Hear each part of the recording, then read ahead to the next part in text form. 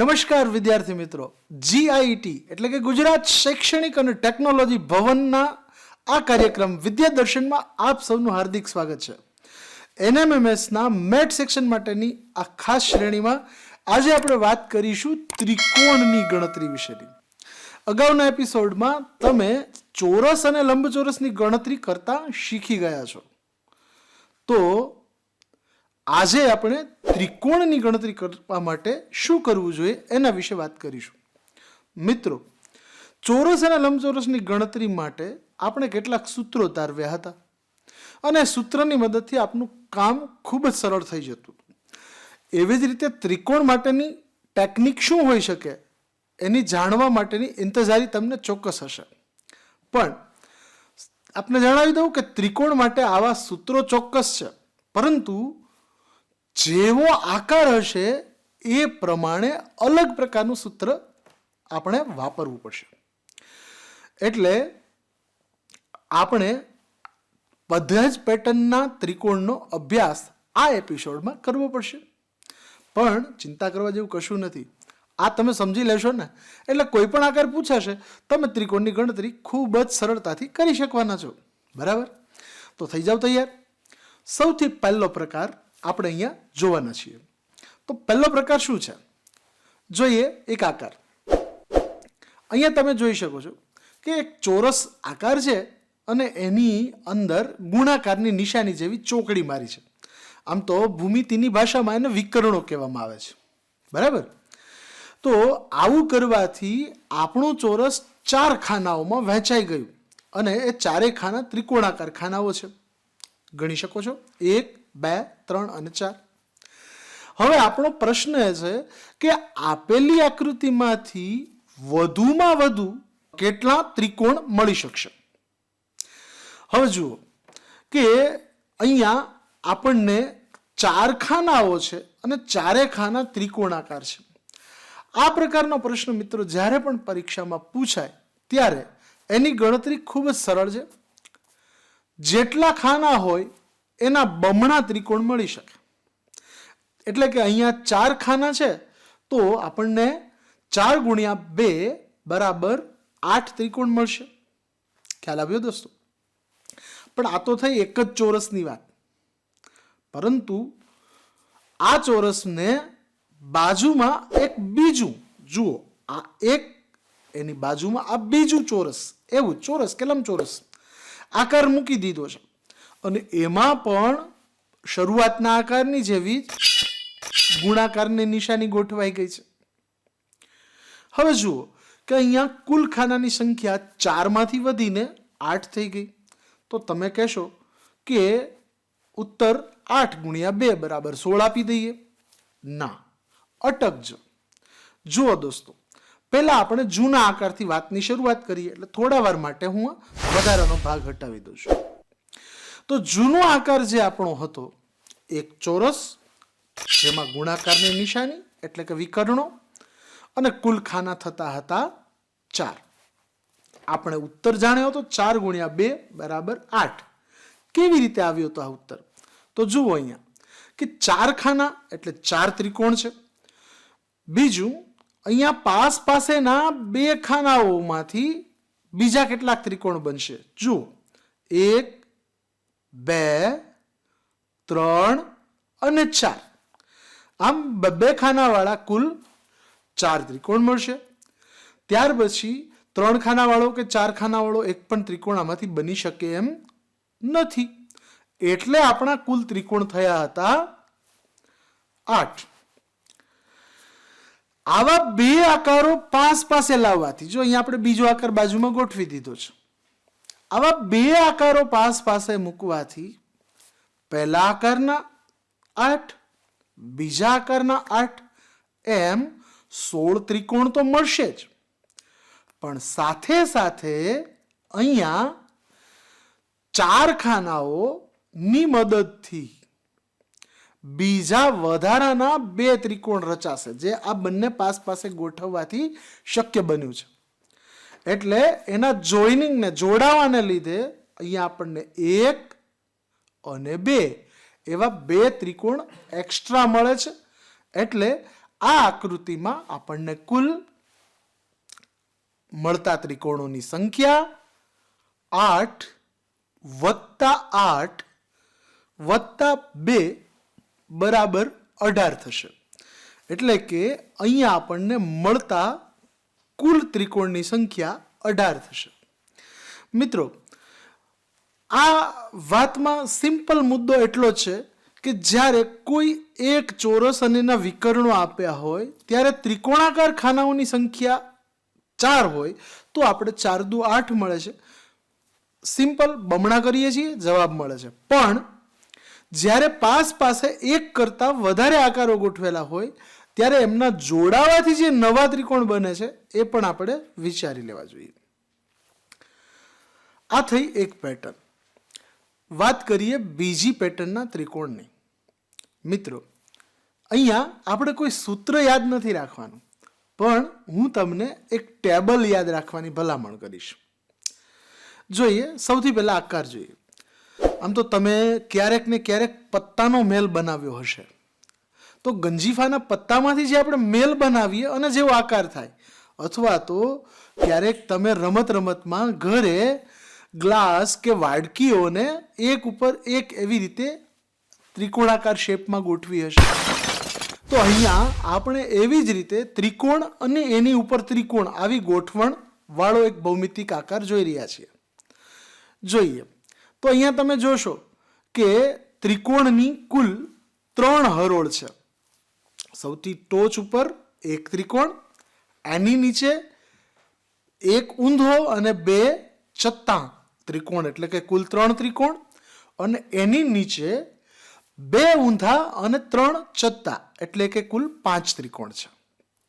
મિત્રો, આ પ્રકારના પ્રશ્નોમાં કુલ ત્રિકોણ કેટલા મળશે આ ગણવું હોય તો સૌથી પહેલા સૌથી નીચેની હરોળમાં કુલ કેટલા ત્રિકોણ છે એ આપણે જોવું રહ્યું. અહીંયા આપણી સૌથી નીચેની હરોળમાં 1, 2 અને 3 ચત્તા ત્રિકોણ છે. મિત્રો, અહીંયા જે ત્રિકોણના પાયાઓ છે અથવા તો ચત્તા ત્રિકોણ છે એને જ આપણે ધ્યાનમાં લેવાના છે. ઉલટા ત્રિકોણ છે એને આપણે ગણતરીમાં લેવાના નથી. તો આપણી આકૃતિમાં અહીંયા 3 ત્રિકોણ ચત્તા મળે છે સૌથી નીચેની હરોળમાં. અહીંયા એક સ્પષ્ટતા કરી દઉં કે તમે કોઈ પણ લાઈન ચેક કરશો ત્યારે કુલ 3 ચત્તા ત્રિકોણ જ તમને એમાં દેખાશે. હવે તમને એમ થાય કે સાહેબ ચત્તા ત્રિકોણની વાત કરે છે તો હવે એનું શું? મિત્રો, અહીંયા હું તમને એક ટેબલ યાદ રાખવાની ભલામણ કરીશ. એક કોષ્ટક છે. એક ચત્તો ત્રિકોણ મળે ત્યારે કુલ ત્રિકોણની સંખ્યા પણ એક જ હશે. જ્યારે 2 ચત્તા ત્રિકોણ હોય ત્યારે કુલ ત્રિકોણની સંખ્યા 5 થશે. જ્યારે 3 ચત્તા ત્રિકોણ હોય ત્યારે કુલ ત્રિકોણની સંખ્યા 13 થશે. જ્યારે 4 ચત્તા ત્રિકોણ હોય ત્યારે કુલ ત્રિકોણની સંખ્યા 27 હશે. અને 5 ચત્તા ત્રિકોણ હોય ત્યારે કુલ ત્રિકોણની સંખ્યા 48 થશે. મિત્રો, આપણી પરીક્ષામાં સામાન્ય રીતે 5 સુધીના જ પ્રશ્નો પૂછાતા હોય છે. એટલે જો આ કોષ્ટક તમે યાદ રાખી લીધું હશે તો તમારે ગણતરી શીખવાની આ લેવલ પર કોઈ જરૂરિયાત રહેતી નથી. આના માટે પણ એક ચોક્કસ સૂત્ર છે જ, પરંતુ આપણું કામ સૂત્ર કરતાં સરળતાથી પતતું હોય તો આપણે શા માટે લાંબી મહેનત કરવી જોઈએ? અહીંયા આપણા આકારમાં ચત્તા ત્રિકોણ નીચલી હરોળમાં કુલ 1, 2 અને 3 છે. કોષ્ટકમાં જોઈએ તો ખ્યાલ આવશે કે 3 ચત્તા ત્રિકોણ મળે ત્યારે આપણે કુલ ત્રિકોણની સંખ્યા 13 લખવાની છે. મળી ગયો ને જવાબ? પણ આ કોષ્ટક સાચું છે કે ખોટું ચેક કરીએ તો આપણા ત્રિકોણમાં એક ખાનાવાળા કુલ કેટલા ત્રિકોણ બનશે? 1, 2, 3, 4, 5, 6, 7, 8 અને 9. એક્ઝેક્ટલી. હવે અહીંયા તમે જોશો કે એક ખાનાવાળા 9 ત્રિકોણ, પછી 2 ખાના કે 3 ખાનાથી એકે ત્રિકોણ બની શકશે નહીં, પરંતુ 4 ખાનાઓ ભેગા મળીને કુલ 1, 2 અને 3 ત્રિકોણ બનાવશે. તો 4 ખાનાવાળા કુલ કેટલા ત્રિકોણ મળશે? 3. 1 ખાનાવાળા 9, 4 ખાનાવાળા 3, એટલે 12 થયા. અને મિત્રો, આ 9 ખાના ભેગા મળીને એક મોટો ત્રિકોણ બનાવે છે, જે આપણો મૂળ આકાર છે. એ રીતે ગણતા અહીંયા 9 + 3 + 1 બરાબર 13 ત્રિકોણ મળશે. મિત્રો, આ તો મળી ગઈ આપણને સાબિતી. આ કોષ્ટક જો તમે યાદ રાખી લીધું હશે, અને બહુ સરળ છે, 1, 5, 13, 27, 48, બસ આટલું જ. આ વસ્તુ યાદ રહી ગઈ તો પરીક્ષામાં માત્ર તમારે પેલા ચત્તા ત્રિકોણ સૌથી નીચેની હરોળમાં કેટલા છે આટલું જ ગણવાનું છે, અને આપણે ફટાક દઈને આપણો જવાબ આપી શકીશું. બરાબર ને? હવે જોઈએ આપણે ત્રીજા પ્રકારના ત્રિકોણ. બહુ સરસ મજાના ત્રિકોણ છે. જુઓ, આમ જોવા જઈએ તો આમાં કોઈ એક ત્રિકોણ મોટો હશે, એક સામાન્ય ત્રિકોણ. હવે આ ત્રિકોણના જે ટોચનું શિરોબિંદુ છે, એ ટોચના શિરોબિંદુમાંથી 2 રેખાઓ તેના પાયા સુધી, 2 રેખાખંડો તેના પાયા સુધી લંબાવેલા છે. આવું કરવાથી અહીંયા 3 ખાનાવાળો ત્રિકોણ બને છે. હવે આપણને પ્રશ્ન પૂછ્યો કે અહીંયા આપેલી આકૃતિમાંથી આપણને કુલ કેટલા ત્રિકોણ મળશે? બરાબર? આ પ્રશ્નના ઉકેલ માટે એક જબરજસ્ત રીત આપણે હવે શીખવા જઈ રહ્યા છીએ. બહુ આસાન છે. શું કરવાનું છે? અહીંયા કુલ ખાનાની સંખ્યા ગણવાની છે. 1, 2, 3. તો આ 3 ખાના છે. 1, 2, 3. આ 3 અંકોનો સરવાળો કરી લો. 1 + 2 + 3 બરાબર થશે 6. બરાબર? આવા જ એક ત્રિકોણનું વધુ ઉદાહરણ જોઈએ. થોડો મોટો લઈએ તો જોઈએ. અહીંયા એક જ ત્રિકોણમાં 1, 2, 3, 4 અને 5 કુલ 5 ખાનાઓ છે. તો ઉકેલ કેવી રીતે મેળવશું? સિમ્પલ. 1 + 2 + 3 + 4 + 5 છે ને? આસાન. સરવાળો કરીએ, ઉત્તર મળશે 1 + 2 3 + 3 6 + 4 10 + 5 15. તો આપેલા ભૌમિતિક આકારમાંથી આપણને વધુમાં વધુ કુલ મળતા ત્રિકોણોની સંખ્યા 15 થશે. સમજાયું દોસ્તો? મિત્રો, આ પેટર્ન ખૂબ જ જાણીતી પેટર્ન છે, જેમાં આપણે બીજું કશું જ કરવાનું નથી, માત્ર ખાના ગણવાના અને અંકોનો સરવાળો કરવાનો. કામ થઈ ગયું આસાન. અહીંયા કહાનીમાં ટ્વિસ્ટ જેવા કેટલાક ઉદાહરણો આપણે જોઈએ. તો જોઈએ કે અહીંયા એક ત્રિકોણ આપેલો છે અને એના 4 ખાનાઓ છે. 1, 2, 3, 4. હવે આપણે જે રીતે જાણીએ છીએ એ પ્રમાણે તો આપણે 1 + 2 + 3 + 4 ઉત્તર મળી જશે 10. પણ ટ્વિસ્ટ શું આપ્યો છે? તો કે અહીંયા એક વધારાની આડી લીટી ત્રિકોણના મધ્ય ભાગમાં દોરવામાં આવી છે. મિત્રો, અહીંયા આમ થવાથી ઉપરની હરોળમાં ફરી પાછું 1, 2, 3 અને 4 આવી પેટર્ન રચાય છે. અથવા તો એમ કહી શકીએ કે 4 ખાનાવાળો બીજો એક ત્રિકોણ બની જાય છે. અહીંયા શું કરીશું? એમાં પણ આમ જ કરવાનું છે. 1 + 2 + 3 + 4 એટલે એના પણ થશે 10. નીચેના 10, ઉપરના 10, કુલ કેટલા થયા? 20. તો આપેલી આકૃતિમાંથી આપણને 20 ત્રિકોણ મળી શકશે. મિત્રો, મેં આપને કુલ 3 ટેકનિક ત્રિકોણ ગણતરી માટે જણાવી છે. સૌથી પહેલી ટેકનિક યાદ કરી લઈએ.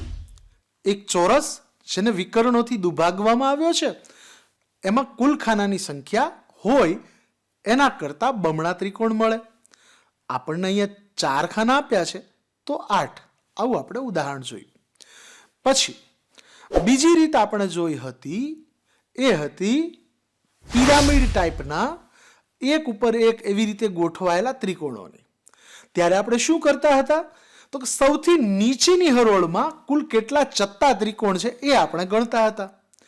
એ ચત્તા ત્રિકોણની સંખ્યાના આધારે આપણે એક ટેબલ તૈયાર કર્યું અને ટેબલના આધારે ઉત્તર મેળવતા હતા.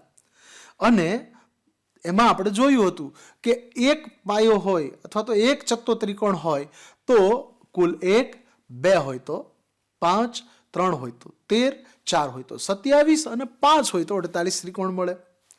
ત્રીજી મેથડ આપણે જોઈ એ ખાનાવાળા ત્રિકોણની જોઈ.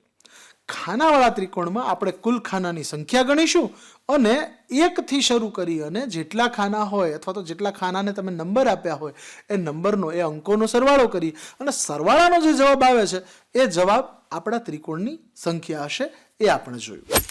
પણ મિત્રો કેટલીક વખત એવું બનતું હોય છે કે આપણને પૂછાયેલા પ્રશ્નમાં એવી આકૃતિ કે એવો આકાર આપી દેવામાં આવે કે જે આકાર આપણી આ એક પણ પેટર્નમાં બંધ બેસતો ના હોય. આવા સમયે આવા પ્રશ્નોનો ઉકેલ કેવી રીતે મેળવવો જોઈએ એના માટેની હું આપને વાત કરવા જઈ રહ્યો છું. મિત્રો અહીંયા આપણે જોઈએ એક અનિયમિત આકાર રજૂ કરેલો છે. હવે આ આકારનું તમે અવલોકન કરશો તો એની ગણતરી કેવી રીતે કરવી અહીંયા આપણે એક પણ શીખેલા મુદ્દાઓમાં આનો સમાવેશ નથી થતો કારણ કે આનો આકાર છે એ બિલકુલ અનિયમિત પ્રકારનો છે. આવા સમયે મિત્રો 2 મેથડ છે જેનો તમે ઉપયોગ કરી શકો છો. આ મેથડ એટલા માટે કહું છું આને કે આ રીતે જો તમે ગણતરી કરશો તો તમે એક પણ ત્રિકોણ ગણવાનો ભૂલશો નહીં અને જેના લીધે તમારું કામ છે ચોકસાઈપૂર્વકનું થઈ શકશે. 2 રીત શું છે તો કે એક રીતને હું બિંદુ પદ્ધતિ કહું છું અને બીજી રીતને ખાના પદ્ધતિ કહું છું. સામાન્ય રીતે તમે ભૂમિતિ ભણતા હશો ત્યારે બિંદુઓના નામ તમે ABCDના મૂળાક્ષરોથી આપશો. પણ અહીંયા હું તમને એવું કહીશ કે આપેલી આકૃતિમાં બિંદુઓ જે છે એને આપણે નંબરથી ઓળખીશું. એટલે તમે જોઈ શકશો કે આ આકારમાં કુલ કેટલા બિંદુઓ છે 1, 2, 3, 4, 5 અને 6.